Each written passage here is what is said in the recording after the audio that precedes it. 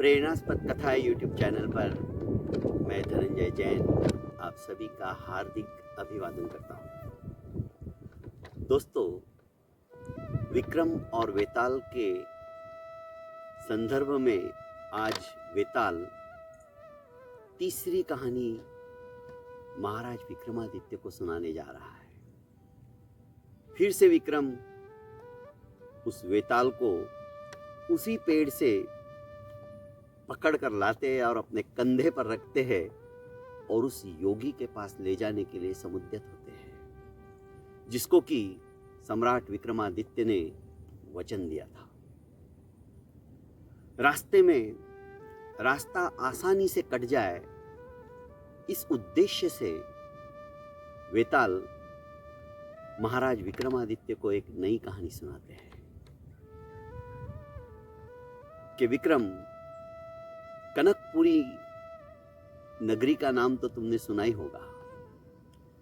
इस कनकपुर नगरी में राजा यशोधन, जो कि अभी अभी नए नए राजा बने थे, राज्य करते थे, क्योंकि उनके पिताजी का अकस्मात देहावसान हो गया और प्रजा के पास दूसरा कोई चारा नहीं था, तो उन्होंने उनके राजपुत्र यशोधन को ही अपना राजा मान लिया। हालांकि लोगों के मन में डर था, पता नहीं यह युवा राजा किस तरह से राज्य की धुरा का निर्वहन कर पाएगा। पर लोगों की उस सोच को महाराज यशोधन ने खारिज कर दिया। जैसा नाम था उसी तरह का गुण यशोधन राजा ने यश का धन प्राप्त कर लिया था। इतना अच्छा व्यवहार था कि उनकी यशोगाथा दिगंत के अंदर फैलने लगी। दोस्तों, एक बार राज्य दरबार के अंदर महाराज यशोधन अपनी सभासदों के बीच में बैठे हुए थे। अचानक कुशल सेन नाम का एक व्यापारी राज दरबार में उपस्थित हुआ, जो अपने साथ में 2 नर्तकियों को लेकर आया था। उसने राजा से निवेदन किया कि महाराज, आपके मनोरंजन के लिए आज मैं नर्तकियों का नृत्य दिखाने के लिए आया हूं।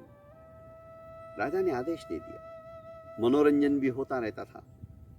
नर्तकियों ne इतना सुंदर नृत्य किया, बस देखते ही रह गए। सभी के मुंह से वाह वाह वाह वाह निकलने लगी।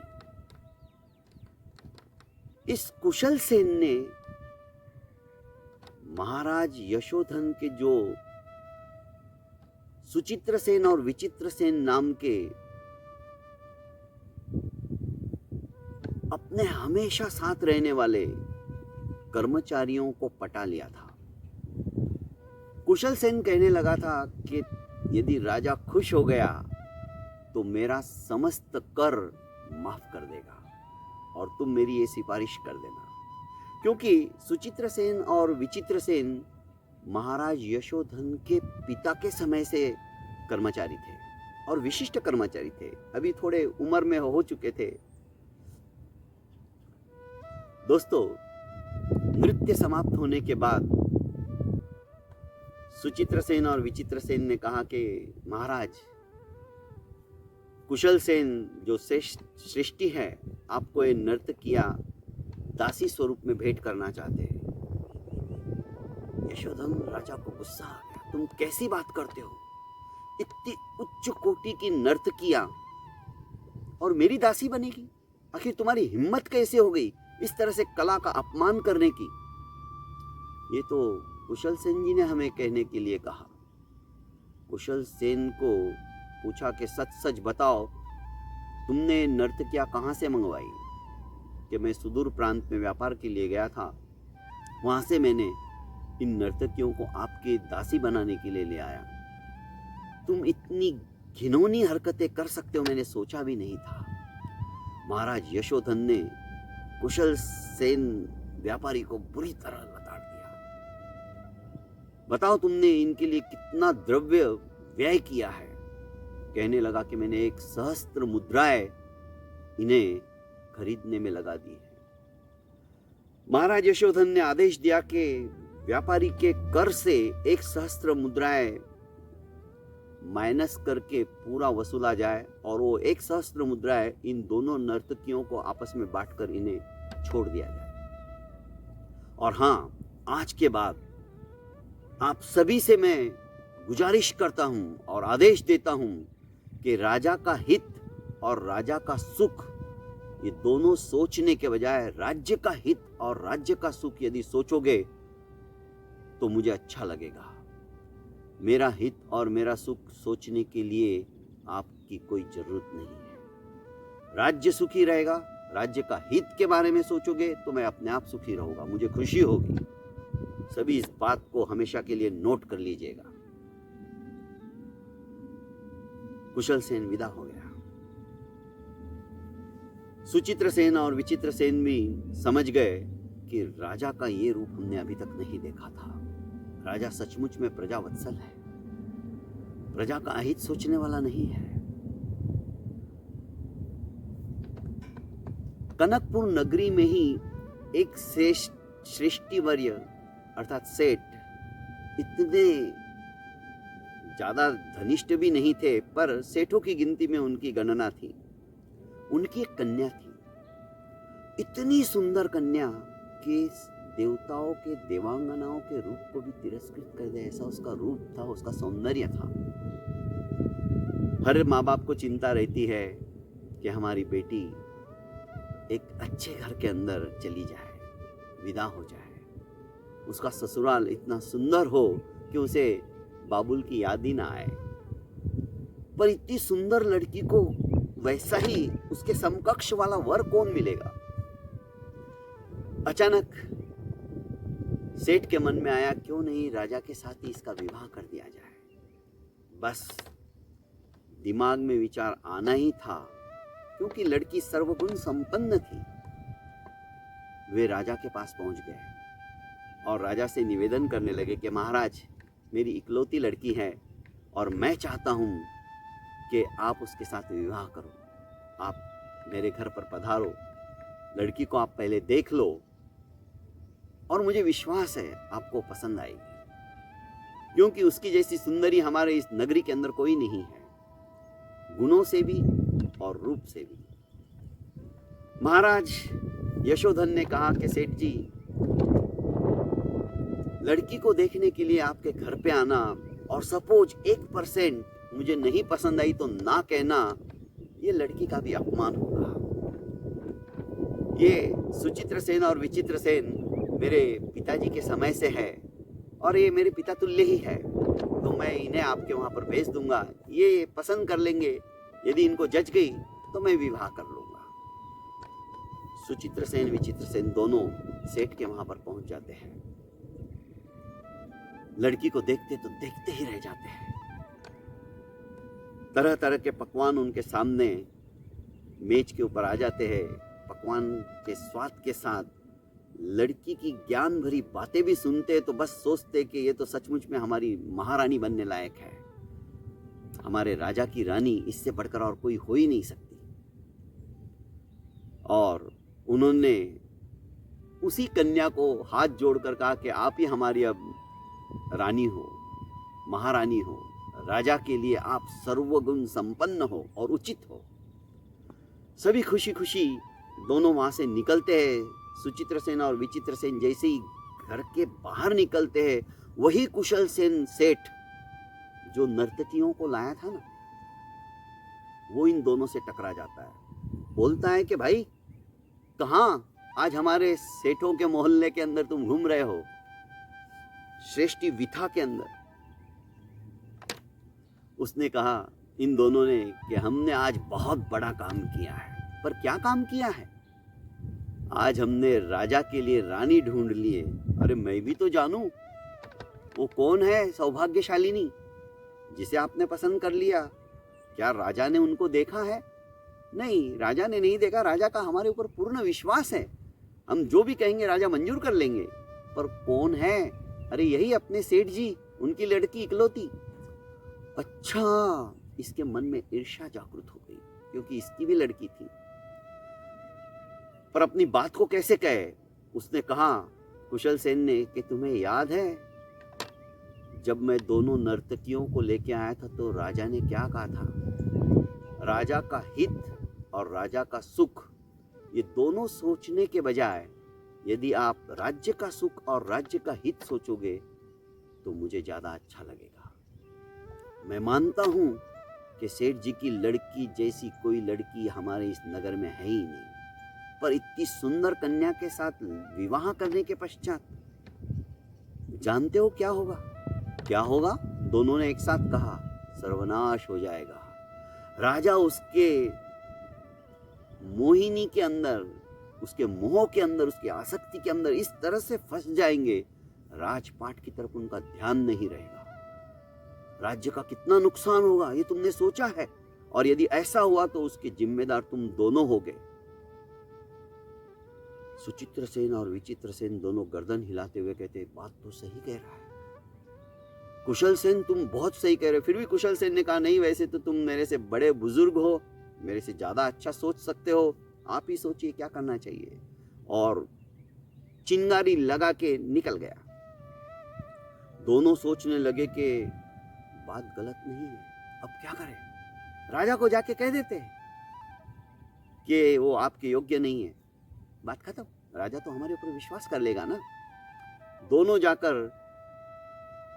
राजा के समक्ष खड़े होते और कहते कि महाराज, वो लड़की आपके काबिल नहीं है, सुंदर भी नहीं है जिसे हम देख के आए। आप ये विवाह दिमाग से निकाल दो, सेठ जी को मना कर दो।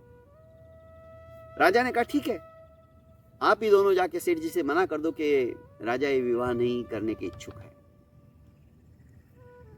राजा हो या रंक, हर बाप अपनी बेटी की शादी कहीं ना कहीं तो कराएगा ही। और योग ऐसा हुआ, ये रिश्ता खत्म होने के बाद में सेनापति के साथ ही उस लड़की का संबंध तय हो गया, राजा का जो सेनापति था। सगाई हो गई, ये लोग आपस में मिलने लगे।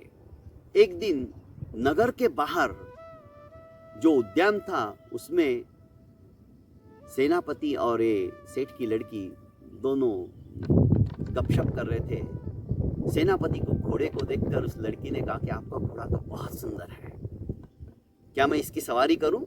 सेनापति ने कहा, क्या तुम्हें इसकी सवारी करना आता है? क्या तुम घुड़सवारी जानती हो? हंसने लगी, क्यों नहीं, मैं कुछ भी कर सकती हूँ, आओ मैं तुम्हें चढ़ाता। और सेनापति ने उसे घोड़े के ऊपर सवार कर दिया। संभल के जाना, उसने कहा ठीक। घोड़े को एड़ लगाई और सरपट दौड़ने लगी, पर घोड़े की लगाम खींचते खींचते वो जब उसको मुड़ाने लगी तो घोड़ा मुड़ ही नहीं रहा था, वो सीधा ही जा रहा था। और आगे जाके राजा स्वयं यशोधन जी अपने सुचित्र सेन, विचित्र सेन, बाकी अनंत असंख्य कर्मचारियों के साथ में थे।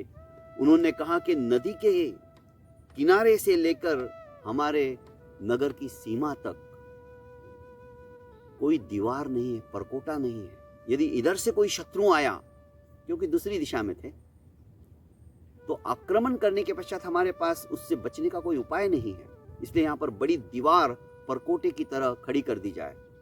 उन्होंने कहा, हाँ महाराज, आप बिल्कुल सही सोच रहे हैं। इतने में यह लड़की घोड़े के ऊपर, अरे रुक जा, अरे रुक जा, पीछे तो मुड़ करती हुई आ रही थी, पर घोड़ा रुकने का नाम नहीं ले रहा था। तो राजा बीच में आकर उसने दोनों हाथ किया और घोड़े की लगाम पकड़ ली। लो, मैं तुम्हारे घोड़े को मोड़ देता हूं। घोड़े को राजा ने, यशोधन ने मोड़ा, मतलब जिधर से आई थी उस दिशा में उसका मुंह कर दिया और कहने लगा, मेरा इनाम दो। लड़की कहने लगी, मेरे पास तो देने के लिए कुछ भी नहीं है। क्यों कुछ नहीं है? मुस्कुराहट तो है, एक बार मुस्कुरा दो और मेरा इनाम मुझे मिल जाएगा। राजा मजाक के मूड में थे। तो वो लड़की इतनी सुंदर तरीके से हंसी, मानो फूल खिल रहे हो। उसकी हंसी को देखकर राजा के मन के अंदर प्रेम का अंकुर अंकुरित हो उठा। उसकी खिलखिलाहट उसके कर्ण रंध्रों के अंदर गूंजने लगी। लड़की वापस चली गई। इधर सुचित्र सेन और विचित्र सेन को राजा ने कहा कि ये लड़की कौन है? आज तक ऐसी सुंदर कन्या मैंने नहीं देखी। मेरा मन कर रहा है कि मैं इसे अपनी रानी बनाऊं। अब ये सोचने लगे, महाराज आप तो सही कह रहे हो, पर मन ही मन कहने लगे इस रिश्ते को तो हमने मना कर दिया। उस कुशल सेन के कहने से अब तो हमने तो कहा था सुंदर भी नहीं है, आपके योग्य भी नहीं है, और राजा ने उसी लड़की को देख लिया है। अब क्या करें? फिर राजा ने सेनापति से कहा कि सेनापति जी एक काम करो, तुम इनके साथ जाओ और तलाश करो कि सेठ कौन है, किसकी लड़की है। तो महाराज आपने कन्या को देखा है? हाँ, जब से मैंने उसको देखा तब से बस किसी भी काम में मेरा मन नहीं लग रहा है। आंखों के सामने बारंबार वही आ जाती है। वो सर्वथा मेरी रानी बनने योग्य है। जो आदेश, मैं इन लोगों के साथ में जाता हूं और बात करके आता हूं। सुचित्र सेन विचित्र सेन को साथ में लेकर सेनापति सेठ की हवेली के पास जाते हैं। तो एकदम हवेली के नजदीक आते ही सेनापति रुक जाते, ठिठकते कि भाई तुम कहां लेके जा रहे हो? यही तो ला रहे हैं, यही तो सेठ की लड़की है जिसके साथ में राजा जी ने विवाह के लिए आपको कहा है। पर ये तो इकलौती लड़की है और ये तो मेरा ससुराल है। अभी 10 दिन पहले ही मेरी सगाई हुई है। सुचित्र सेन विचित्र सेन सब पका गए। उन्हें पता नहीं था कि सेनापति की सगाई इसी लड़की के साथ हुई है। अब तो ये सगाई कैंसिल करनी पड़ेगी। दोनों ने कहा नहीं नहीं। सेनापति ने उनको रोका, तुम ऐसा नहीं कर सकते, चलो हम चल के लड़की के पिता से बात करते हैं। तीनों अंदर आए। तीनों बैठे, अपनी अंगूठी निकालकर सेनापति ने टेबल पे रखी और कहा कि ये रिश्ता मैं होके कैंसिल कर रहा हूं, क्योंकि महाराज स्वयं इससे विवाह करना चाहते हैं। लड़की ने कहा, वचन देकर मुकर जाना ये कौन सा क्षत्रिय धर्म है? आपने मेरे साथ में वचन दिया कि मैं आपके साथ में विवाह करूंगा और अब हमारी सगाई भी हो चुकी है। पिताजी इनसे पूछिए ये कैसे क्षत्रिय है? सेनापति ने कहा, तुम समझने की कोशिश करो। मैंने राजा का नमक खाया है, मैं राजा का सेवक हूं और राजा की खुशी के लिए अपना सर्वस्व न्यौछावर करना ये मेरा धर्म है। तुम समझती क्यों नहीं हो? विचित्र सेन और सुचित्र सेन दोनों तो कुछ बोलने लायक ही नहीं थे, पर सेनापति ने किसी तरह से लड़की को समझाया और कहा कि राजा से विवाह कर लो, इसी में राज्य का भला है, नहीं तो राजा तड़प तड़प कर अपनी जान दे देंगे, क्योंकि उनके मन मस्तिष्क में तुम बैठ चुकी हो। इधर राजा के वहां से स्वर्णाभूषण और सब कुछ सेठ जी के वहां जाने लगा। बात पक्की करने के हिसाब से सेनापति ने हाँ भर दी थी, पर लड़की का मन नहीं था, क्योंकि पहले जमाने के अंदर एक बार जिसको अपना वर मान लिया, चाहे सपने में भी या पिताजी ने बचपन में ही, उस समय बाल विवाह हुआ करते थे, बचपन में किसी के साथ दे दिया तो वो ही अपना पति मानती थी। वही संस्कार थे। आज बहुत कुछ बदल चुका है दोस्तों। राजा सुचित्र सेन विचित्र सेन और सभी अपने कुटुंबीय परिजनों के साथ में वहां पर पहुंचे, तब पता चला कि सेनापति का तो वहाँ पर विवाह होने की तैयारी थी, सगाई हो गई थी और कुछ ही दिनों में विवाह था। राजा ने कहा ये तो गलत हो गया, मुझे क्यों नहीं बताया? महाराज, आपके लिए मैं क्या बोलता, पर मैंने 1 सेकंड के अंदर अपना मानस बदल दिया। आप विवाह कीजिए और पूरी धरती के ऊपर आपका आधिपत्य है, आप राजा हो, आपका अधिकार है, आपको जो चीज अच्छी लगे वो आप ले सकते हो। राजा ने कहा नहीं, मैं प्रजावत्सल हूं, मैं प्रजा की पालना करने वाला हूं, यानी मैंने ही प्रजा का ध्यान नहीं रखा तो जिंदगी बेकार है। वेताल ने विक्रमादित्य से पूछा कि बताओ, अब विवाह की घड़ी नजदीक आ गई है और राजा यशोधन कह रहा है कि ये विवाह मैं नहीं करूंगा। विवाह की वरमाला लड़की राजा के गले में डालने वाली थी, पर राजा यशोधन ने अपने सेनापति के हाथ में वो माला दे दिया और कहा कि तुम डालो इसके गले में और तुम सेनापति के गले में डालो। विक्रम, मैं तुम्हें पूछ रहा हूं, इसमें सबसे बड़ा त्याग किसका है, राजा का या सेनापति का? तुम तो न्याय करने में माहिर हो और तुम भी राजा हो। मैं जानना चाहता हूं तुम्हारे मुंह से कि सबसे बड़ा त्याग किसका है। राजा विक्रम ने कहा कि सबसे बड़ा त्याग तो सेनापति का है। कैसे? अरे, त्याग तो राजा का होना चाहिए, राजा चाहे जो कर सकता है और राजा को तो पता भी नहीं था, फिर भी राजा ने अपने सेनापति के लिए हंसते हंसते उसको विवाह करने के लिए कह दिया। राजा का त्याग बड़ा है? नहीं, त्याग सेनापति का बड़ा है, क्योंकि सेनापति की सगाई हो गई, 10 दिन साथ में रहे, उसके रोम रोम में वो बस चुकी थी। और कोई भी अपनी पत्नी का त्याग इतनी आसानी से नहीं करता, चाहे वो गरीब हो या अमीर हो। पर अपने राजा के लिए हंसते हंसते उसने 1 सेकंड के अंदर कह दिया कि नहीं महाराज, आप इसके लिए बने हो, आप ही इसके साथ विवाह करो। दोनों में से सर्वश्रेष्ठ त्याग सेनापति का है। मान गए विक्रम, तुम बहुत सही कह रहे हो।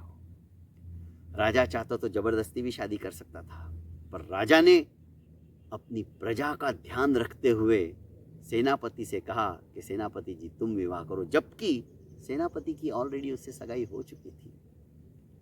उसके बावजूद भी जब इतना बड़ा त्याग करने का मौका आता है और हंसते हंसते सामने वाला अपनी सबसे प्रिय चीज न्योछावर करने के लिए तैयार हो जाता है, इससे बढ़कर और क्या त्याग होगा।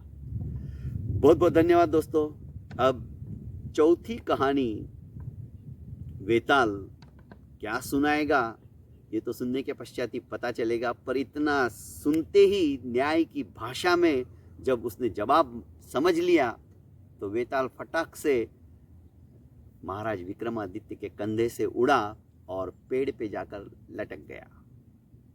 मिलते हैं अगले एपिसोड में फिर से।